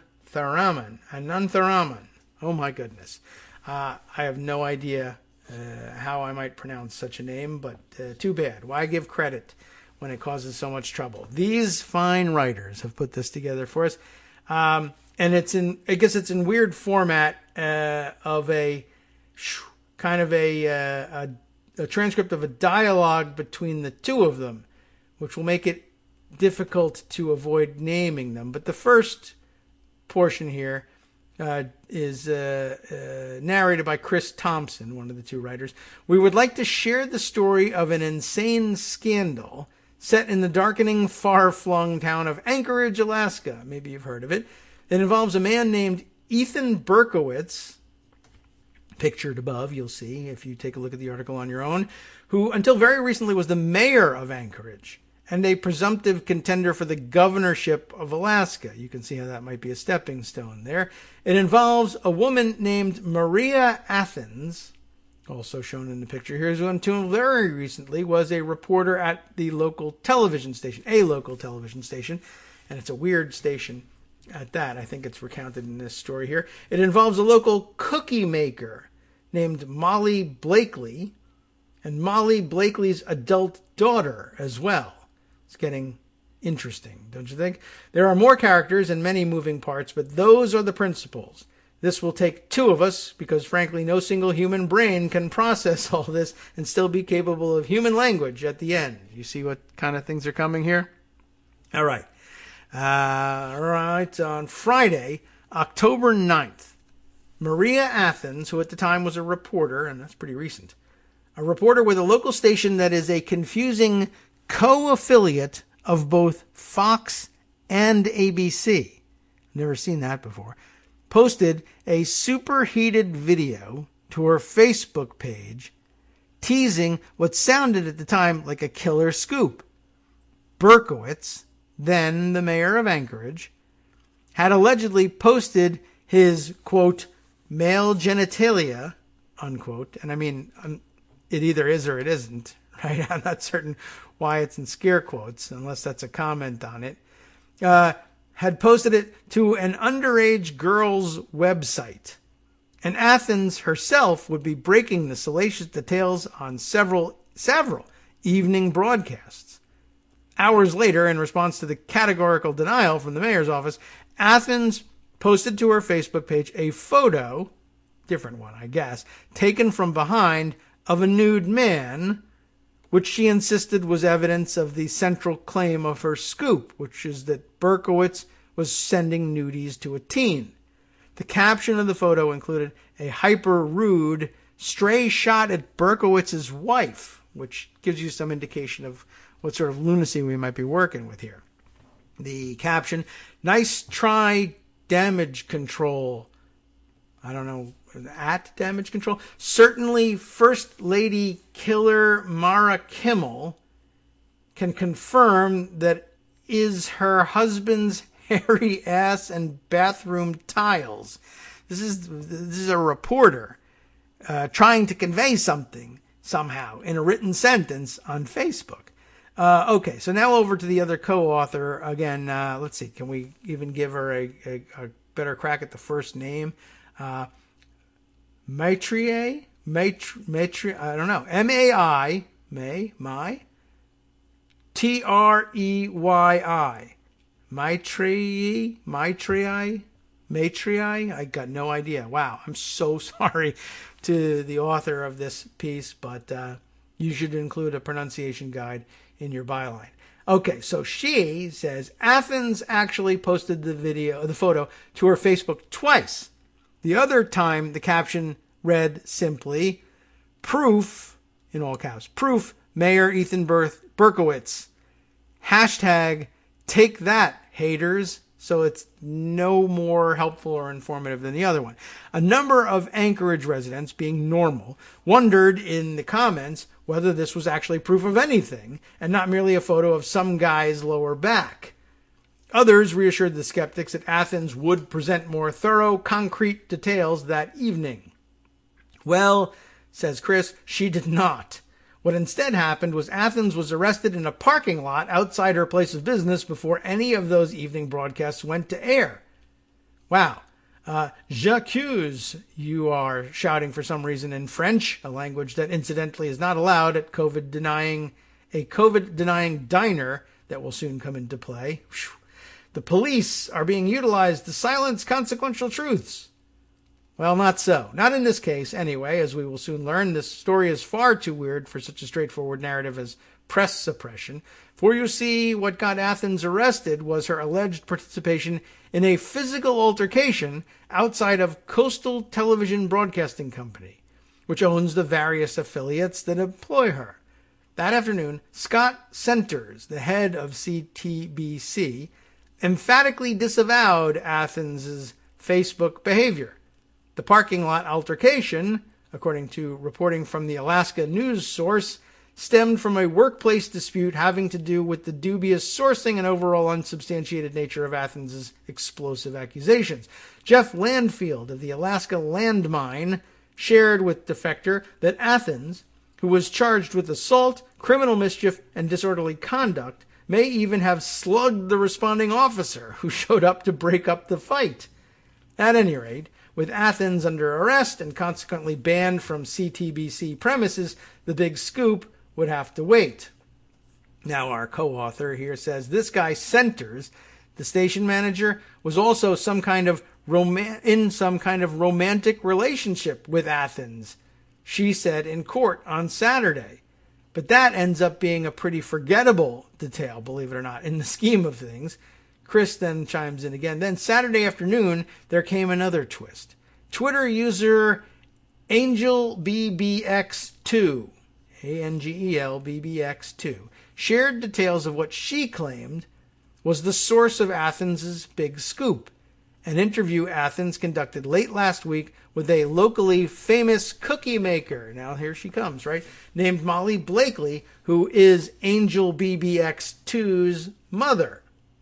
Now, according to Angel here, during a chat about Blakely's signature booze-infused cookies, more problems cropping up here, the conversation somewhat randomly turned to the subject of Athens' strong dislike for Berkowitz. A little too randomly, if you ask me, says co-author here. Now back to Chris. Blakely, the cookie maker, was apparently holding on to some personal angst from the not especially recent revelation that her daughter, Angel BBX2, again, had previously made money as a paid escort, and in that line of work had done business with at least one Alaska official. When Athens started in on a local politician during an interview for a local flavor segment about booze cookies, remember, who, in the very most superficial terms, resembled this anonymous former client, Blakely, the cookie maker, made an incredibly dubious connection and pointed the finger at Berkowitz. How did they even get to this subject when they're talking about cookies, right? Now, at this point, embedded are the two tweets of Angel BBX2 explaining that the whole thing seems crazy and that her mom seems to have gone off on a whole story about how she was an escort for Mr. Berkowitz, that he had hired her, had sent her pictures because she was enjoying receiving attention for what she was saying and wanted 5 seconds instead of the 15 minutes you usually get of fame. This tale, assuming Angel BBX2 is correct about the timeline of events, was evidently enough for Athens to start publicly breaking the story of a liberal mayor getting involved sexually with a teen. But before she did that, Athens sent Berkowitz what can only be described as one of the most unhinged, boiling angry voicemails ever recorded, in which she explicitly threatened to kill him and his wife.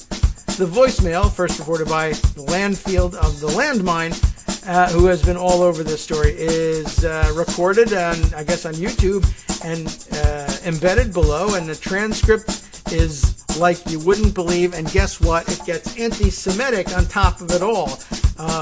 It's one of the more amazing things I've ever seen by somebody claiming to be a relatively mainstream journalist. And then at the end, the most startling piece of it, I guess, or not all the way at the end, but she says, you have met your MFing match. Says to him, I can't believe I am such a good person and thought I loved you. Ding. Wait a minute, now we're really talking about something crazy here. Thought I loved you. Believe me, you'll be entertained by the rest of the story. It's just I wanted to give you a tip on something fun to read for the weekend. I didn't know how far we'd get into it, but man, is that a bizarro story. Travis, I think you're right on this one. Everyone should take a look. From networksradio.com, you have been listening to Kagro in the morning. With David Waldman. It just seems to me it's amazing. Poor people up in Alaska subjected to all of this stuff. And to have the mayor of Anchorage, I guess he's out now. Did he have to resign? They said that he was the former mayor, and that's a major deal up there in Alaska. To have this sort of thing upending your politics, wow. There's just no cure for it. Stay tuned for Justice next.